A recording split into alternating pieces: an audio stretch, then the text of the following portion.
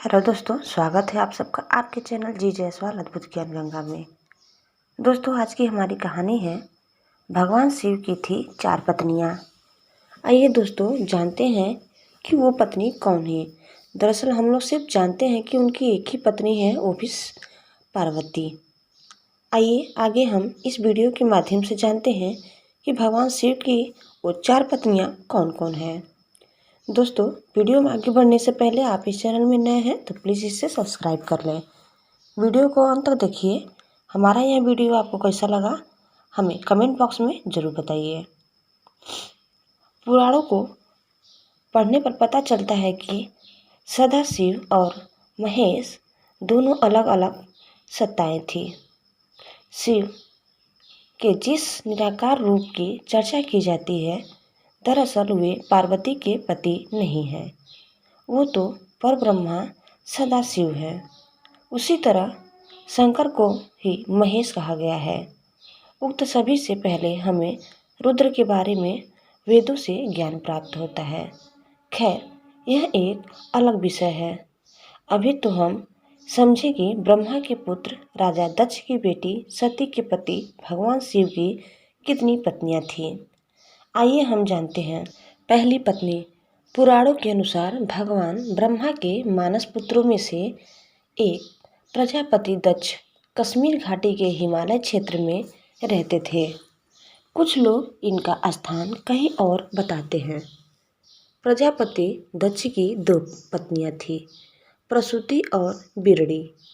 प्रसूति से दक्ष की 24 कन्याएं जन्मी और बिरड़ी से 60 कन्याएं। इस तरह दक्ष की 84 पुत्रियां और हजारों पुत्र थे।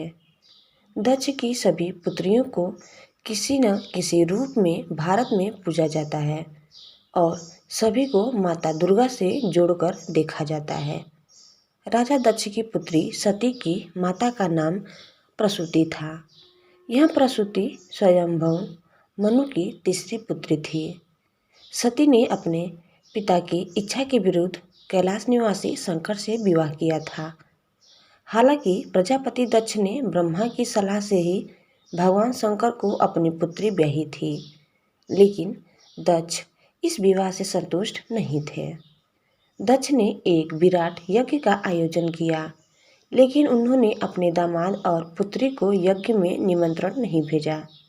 फिर भी सती अपने पिता के यज्ञ में पहुंच गई, लेकिन दक्ष ने पुत्री के आने पर उपेक्षा का भाव प्रकट किया और शिव के विषय में सती के सामने ही अपमानजनक बातें कहीं। सती के लिए अपने पति के विषय में अपमानजनक बातें सुनना हृदय विचारक और घोर अपमानजनक था। यह सब वह बर्दाश्त नहीं कर पाई और इस अपमान की कुंडावश उन्होंने वहीं यज्ञ कुंड में कूदकर अपने प्राण त्याग दिए। सती को दर्द इस बात का भी था कि वह अपने पति के मना करने के बावजूद इस यज्ञ में चली आई थी और अपने 10 शक्तिशाली रूप बताकर डराकर पति शिव को इस बात के लिए विवश कर दिया था कि उन्हें सती को वहां जाने की आज्ञा देना पड़ा। पति के प्रति खुद के द्वारा किए गए ऐसा व्यवहार और पिता द्वारा पति का किया गया अपमान सती बर्दाश्त नहीं कर पाई और यज्ञ कुंड में कूदकर बस यहीं से सती के शक्ति बनने की कहानी शुरू होती है। यह खबर सुनते ही शिव ने वीरभद्र को भेजा, जिसने दक्ष का सिर काट दिया और यज्ञ भूमि को तहस नहस कर दिया। बाद में दुखी होकर सती के जले हुए शरीर को शिव ने अपने सिर पर धारण कर तांडव नृत्य किया और धरती पर भ्रमण करने लगे।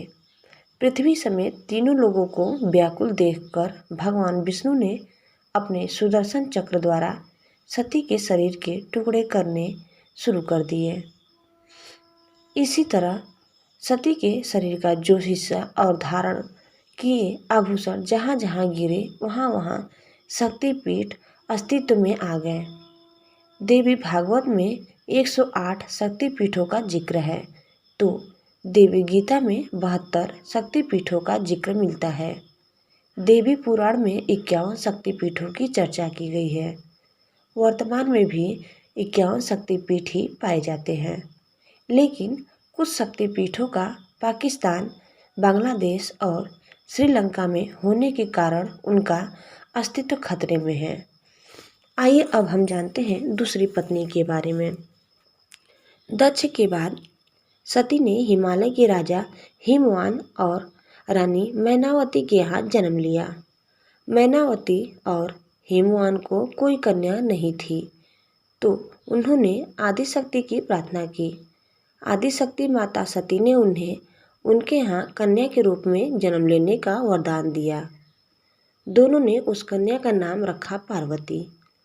पार्वती अर्थात पार्वती की रानी पार्वती को ही गौरी या महागौरी कहा जाता है।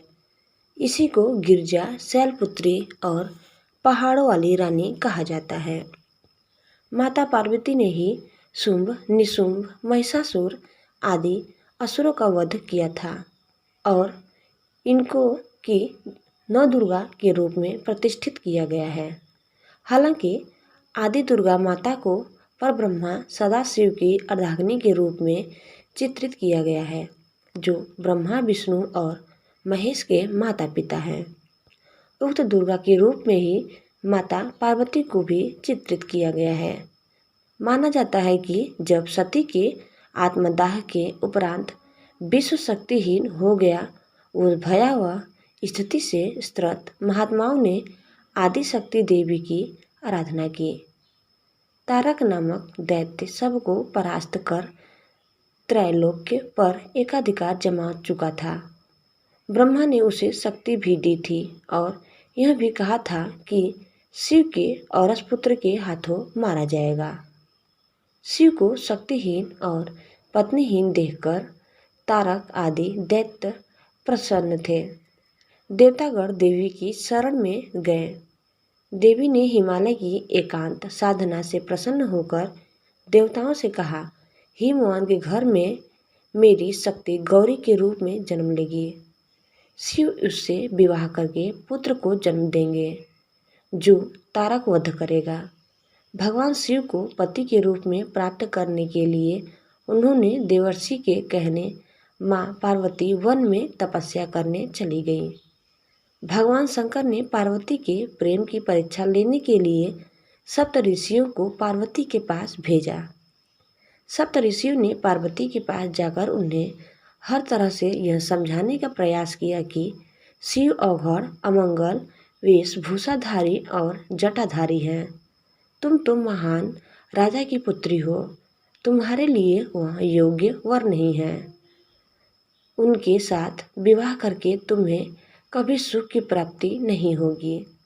तुम उनका ध्यान छोड़ दो। अनेक प्रयत्न करने के बाद भी पार्वती अपने विचारों में दृढ़ रही। उनकी दृढ़ता को देखकर सप्तऋषि अत्यंत प्रसन्न हुए और उन्होंने पार्वती को सफल मनोरथ होने का आशीर्वाद दिया और वे पुनः शिव जी के पास वापस गए। सप्तऋषियों ने पार्वती के अपने प्रति दृढ़ प्रेम का वृत्तांत सुनकर भगवान शिव अत्यंत प्रसन्न हुए और समझ गए कि पार्वती को अभी मैं अपने सती के रूप में स्मरण है। सप्त ऋषियों ने शिव जी और पार्वती के विवाह का लग्न मुहूर्त आदि निश्चित कर दिया। निश्चित दिन शिव जी बारात लेकर हिमालय के घर आए। वे बैल पर सवार थे। उनके एक हाथ में त्रिशूल और एक हाथ में डमरू था। उनकी बारात में समस्त दैत्य और देवताओं के साथ उनके गण, भूत, प्रेत, पिशाच आदि भी थे। सारे बाराती नाच गा रहे थे। यह बारात अत्यंत ही मनोहारी और विचित्र थी। इस तरह शुभ घड़ी और शुभ मुहूर्त में शिव और पार्वती का विवाह हो गया और पार्वती को साथ लेकर शिव जी अपने धाम कैलाश पर्वत पर चले गए। दोस्तों, मान्यता के अनुसार राजा हिमवान ने पार्वती के मन की इच्छा जानकर एक पुरोहित और एक नाई को कैलाश पर्वत भेजकर शिव से अपनी पुत्री का विवाह प्रस्ताव भेजा। शिव के पास विवाह का प्रस्ताव लेकर पहुँचे पुरोहित और नाई के सामने शिव ने अपनी निर्धनता और साधुता इत्यादि की ओर संकेत करके कहा कि इस विवाह के औचित्य पर पुनः विचार करना चाहिए। पुरोहित के बार बार आग्रह पर शिव मान गए। शिव ने पुरोहित और नाई को विभूति प्रदान की।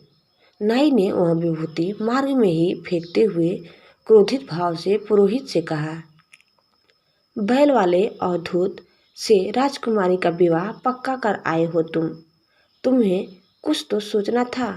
नाई ने ऐसा ही कुछ जाकर राजा से कह सुनाया। पुरोहित का घर विभूति के कारण धन धान्य रत्न आदि से युक्त हो गया, लेकिन नाई को कुछ नहीं मिला। तब नाई को विभूति का राज पता चला और उसने पुरोहित से आधा धन देने का आग्रह किया। तब पुरोहित ने कहा कि इसके लिए तो तुम्हें शिव के पास ही जाना होगा। इधर नाई ने शिव की दरिद्रता इत्यादि के विषय में सुनकर हिमवान राजा ने शिव के पास संदेश भिजवाया कि वह बारात में समस्त देवी देवताओं सहित पहुँचे।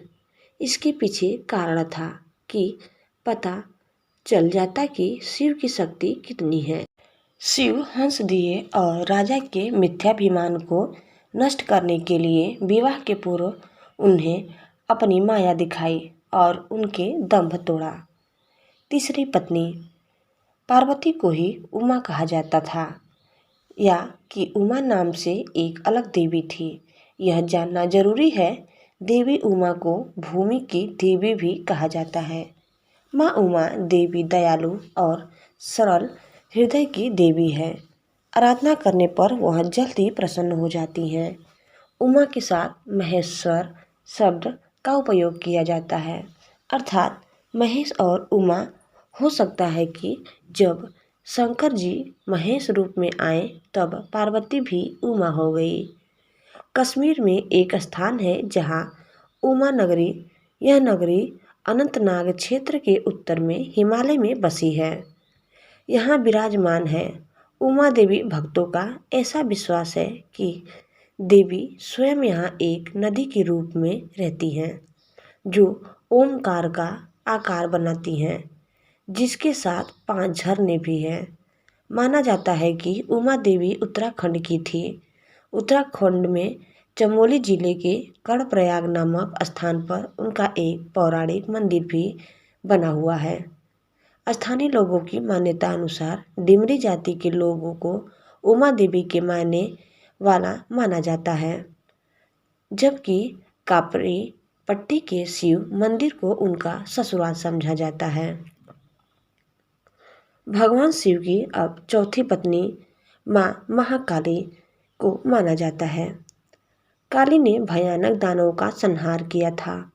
वर्षों पहले एक ऐसा भी दानव हुआ जिसके रक्त की एक बूंद अगर धरती पर गिर जाए तो हजारों रक्त बीज पैदा हो जाते थे। इस दानव को खत्म करना किसी भी देवता के वश में नहीं था। तब माँ काली ने इस भयानक दानव का संहार कर तीनों लोगों को बचाया था। रक्त बीज को मारने के बाद भी माँ का गुस्सा शांत नहीं हो रहा था। तब भगवान शंकर उनके चरणों में लेट गए। गलती से माँ काली का पैर भगवान शिव के सीने पर पड़ गया। इसके बाद उनका गुस्सा शांत हुआ।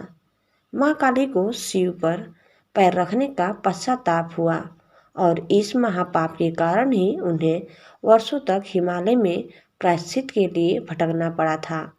ब्यास नदी के किनारे जब माता काली ने भगवान शिव का ध्यान किया तो आखिरकार भगवान शंकर ने उन्हें दर्शन दिए और इस तरह से माँ काली को भूलवश हुए अपने महापाप से मुक्ति मिली। देवभूमि हिमाचल के कांगड़ा परागपुर में यह स्थान अब कालीनाथ कालेश्वर महादेव के नाम से जाना जाता है। तो दोस्तों, आपको हमारा यह वीडियो कैसा लगा हमें कमेंट बॉक्स में ज़रूर बताइए और इस चैनल में आप नए हैं तो प्लीज़ इसे सब्सक्राइब करना न भूलें। धन्यवाद।